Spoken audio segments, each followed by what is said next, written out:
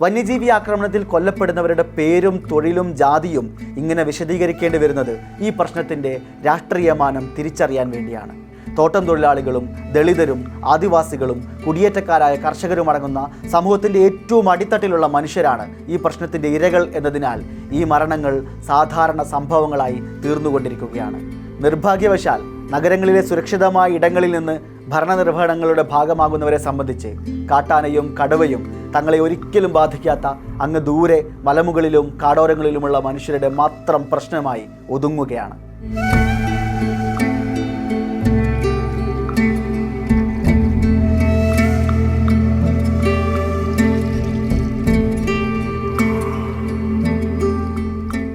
ഇടുക്കി ജില്ലയിലെ പെരുവന്താനത്ത് നിന്ന് ഒരു കാട്ടാന ആക്രമണത്തിൻ്റെ വാർത്ത ഇന്നലെ വൈകുന്നേരം പുറത്തു വന്നു.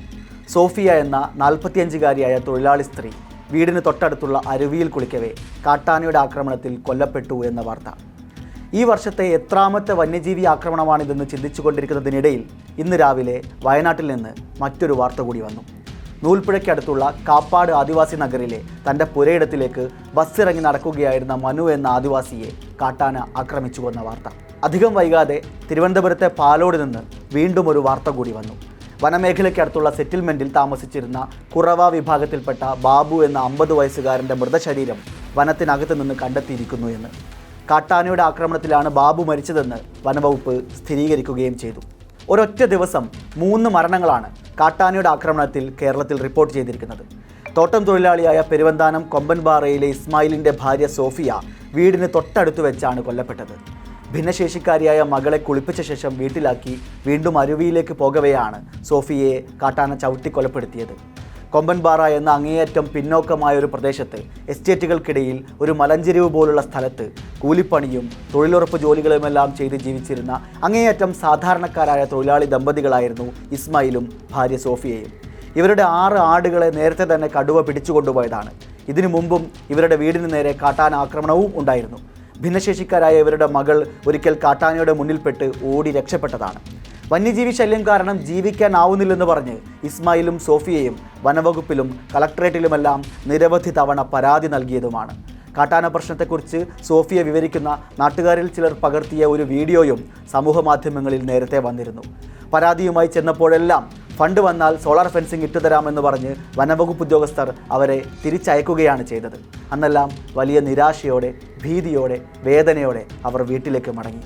ഇന്നലെ വൈകിട്ട് ആനയുടെ ചവിട്ടേറ്റ് ചലനമറ്റ് കിടന്ന തൻ്റെ ഭാര്യയുടെ മൃതശരീരം വാരിയെടുക്കേണ്ടി വന്ന അനുഭവം മുണ്ടക്കയം ആശുപത്രിയിലെ മോർച്ചറിക്ക് മുന്നിൽ നിന്ന് വിറച്ചുകൊണ്ട് വിവരിക്കുമ്പോഴും ഇസ്മായിൽ പറയുന്നുണ്ട്, എത്രയോ തവണ പരാതിയുമായി പലയിടങ്ങളിൽ ചെന്നതാണെന്നും തങ്ങളുടെ ജീവന് ആരും വില കൽപ്പിച്ചില്ലെന്നും.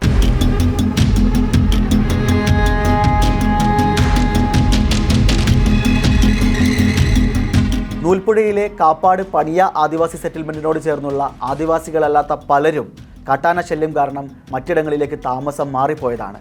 എന്നാൽ പണിയ വിഭാഗത്തിൽപ്പെട്ട മനു അടക്കമുള്ള 3 കുടുംബങ്ങൾക്ക് മറ്റെവിടെയും പോകാനുള്ള യാതൊരു നിവൃത്തിയുമില്ലാത്തതിനാൽ അവിടെ തുടരേണ്ടി വന്നതാണ്.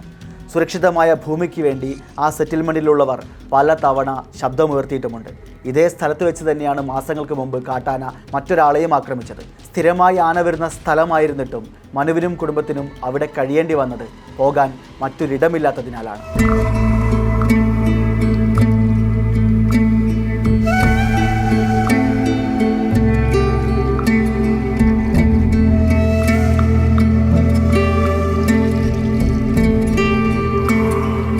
പാലോട് ശാസ്താംനാടയിലെ സെറ്റിൽമെൻറ്റിൽ നിന്ന് വനത്തിലൂടെ ബന്ധുവീട്ടിലേക്ക് പോകവേ ആന കൊലപ്പെടുത്തിയ ബാബു എന്ന 50-കാരനും ഒരു കൂലിപ്പണിക്കാരനായിരുന്നു.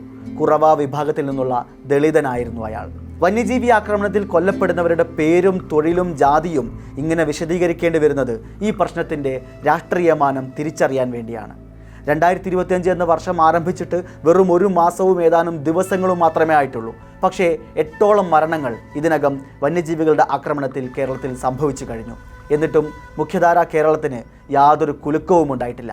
ഇന്നും കേരള നിയമസഭയിൽ ഏതാനും പ്രതിപക്ഷ MLA-മാരുടെ സാധാരണ ചോദ്യങ്ങളും വകുപ്പ് മന്ത്രിയുടെ സാങ്കേതിക മറുപടിയും മാത്രമായി ഈ വിഷയം കടന്നുപോയി. കേരളത്തിൻ്റെ മലയോരങ്ങളിൽ ദിനംപ്രതി മനുഷ്യർ മരിച്ചുകൊണ്ടിരിക്കുന്നത് ആരെയും അസ്വസ്ഥപ്പെടുത്തുന്നില്ല. ഇക്കഴിഞ്ഞ ജനുവരി 5-ന് നിലമ്പൂർ കാട്ടിൽ ആനയുടെ ആക്രമണത്തിൽ കൊല്ലപ്പെട്ട പൂച്ചപ്പാറ മണി ചോലനായ്ക്ക വിഭാഗത്തിൽ നിന്നുള്ള ആദിവാസിയാണ്. ജനുവരി 17 നിലമ്പൂരിലെ തന്നെ എടക്കരയിൽ ആന ചവിട്ടിക്കൊന്ന സരോജിനിയും ആദിവാസിയായിരുന്നു. ജനുവരി 24 വയനാട്ടിലെ പഞ്ചാരക്കൊല്ലിയിൽ കടുവ കൊലപ്പെടുത്തിയ രാധയും ഒരു ആദിവാസി സ്ത്രീയായിരുന്നു. ഫെബ്രുവരി 6 ഇടുക്കിയിലെ മറയൂരിൽ വനവകുപ്പിന് വേണ്ടി ഫയർലൈൻ ജോലി ചെയ്യവേ ആന കൊലപ്പെടുത്തിയ 57-കാരൻ വിമലും ആദിവാസിയായിരുന്നു. ഈ മരണങ്ങളിലൊന്നും വലിയ നടുക്കങ്ങൾ ഉണ്ടായിട്ടില്ല. പ്രാദേശിക ഹർത്താലുകൾക്കപ്പുറം യാതൊരു കോളിളക്കവും എവിടെയും ഉണ്ടായിട്ടില്ല. മലയോരങ്ങളിലും വനാതിർത്തികളിലും വീണ്ടും വീണ്ടും മനുഷ്യർ മരിച്ചുകൊണ്ടേയിരിക്കുന്നു. ആനയും കടുവയും പുലിയും കാട്ടുപോത്തും കാട്ടുപന്നിയും ജനവാസ മേഖലകളിൽ ഇറങ്ങി സൃഷ്ടിക്കുന്ന സംഘർഷങ്ങളുടെ വാർത്തകളില്ലാത്ത ഒരു ദിവസവും കടന്നു പോകുന്നില്ല. കാട്ടാനകളുടെ ആക്രമണങ്ങളിൽ കൊല്ലപ്പെടുന്ന മനുഷ്യരുടെ കണക്കാണ് അതിലേറ്റവും ഭീകരം. അക്ഷരാർത്ഥത്തിൽ ജീവഭയത്തിലാണ് കേരളത്തിൻ്റെ മലയോര മേഖല. തോട്ടം തൊഴിലാളികളും ദളിതരും ആദിവാസികളും കുടിയേറ്റക്കാരായ കർഷകരും അടങ്ങുന്ന സമൂഹത്തിൻ്റെ ഏറ്റവും അടിത്തട്ടിലുള്ള മനുഷ്യരാണ് ഈ പ്രശ്നത്തിൻ്റെ ഇരകൾ എന്നതിനാൽ ഈ മരണങ്ങൾ സാധാരണ സംഭവങ്ങളായി തീർന്നുകൊണ്ടിരിക്കുകയാണ്. മരണത്തിൻ്റെ കണക്കുകൾ മാത്രമല്ല, ജോലിക്കും പഠനാവശ്യങ്ങൾക്കുമായി പുറത്തിറങ്ങുന്നവർ വഴിയിലുടനീളം അനുഭവിക്കുന്ന പേടി, അവർ തിരിച്ചെത്തുന്നതുവരെ വീടുകളിലുള്ളവർ അനുഭവിക്കേണ്ടി വരുന്ന അസ്വസ്ഥതകൾ, ഏത് നിമിഷവും ആനയുടെയോ കടുവയൊക്കെ മുന്നിൽപ്പെട്ടേക്കാമെന്ന ഭയത്തിൽ കഴിയുന്നവർ, വനാതിർത്തി ഗ്രാമങ്ങളിലെ കുട്ടികളും വൃദ്ധരും സ്ത്രീകളുമെല്ലാം അടങ്ങുന്നവർ ഗുരുതരമായ മാനസിക പ്രയാസങ്ങളെ കൂടിയാണ് അതിജീവിക്കേണ്ടി വരുന്നത്. ലക്ഷക്കണക്കിന് വരുന്ന മനുഷ്യരുടെ ജീവിതത്തെ ബാധിച്ചുകൊണ്ടിരിക്കുന്ന ഒരു അടിയന്തര പ്രശ്നമായി കേരളത്തിലെ മനുഷ്യ വന്യജീവി സംഘർഷങ്ങളെ നമ്മുടെ സർക്കാരുകൾ ഇനിയും കണക്കിലെടുത്തിട്ടില്ല എന്നതാണ് ഇതിലേറ്റവും സങ്കടകരം. വിവിധ ബജറ്റുകളിൽ ധനപ്രഖ്യാപനം നടക്കുന്നു എന്നതല്ലാതെ മലയോരങ്ങളിലെ ജീവിതത്തിന് മാറ്റമൊന്നും ഉണ്ടാകുന്നില്ല. ആധുനികവും ശാസ്ത്രീയവുമായ പരിഹാര മാർഗങ്ങൾ സ്വീകരിച്ച് ഈ പ്രശ്നത്തിന് അവസാനം കാണുക എന്നത് ഭരണകൂടങ്ങളുടെ ഉത്തരവാദിത്തമാണ്. നിർഭാഗ്യവശാൽ നഗരങ്ങളിലെ സുരക്ഷിതമായ ഇടങ്ങളിൽ നിന്ന് ഭരണനിർവഹണങ്ങളുടെ ഭാഗമാകുന്നവരെ സംബന്ധിച്ച് കാട്ടാനയും കടുവയും തങ്ങളെ ഒരിക്കലും ബാധിക്കാത്ത അങ്ങ് ദൂരെ മലമുകളിലും കാടോരങ്ങളിലുമുള്ള മനുഷ്യരുടെ മാത്രം പ്രശ്നമായി ഒതുങ്ങുകയാണ്.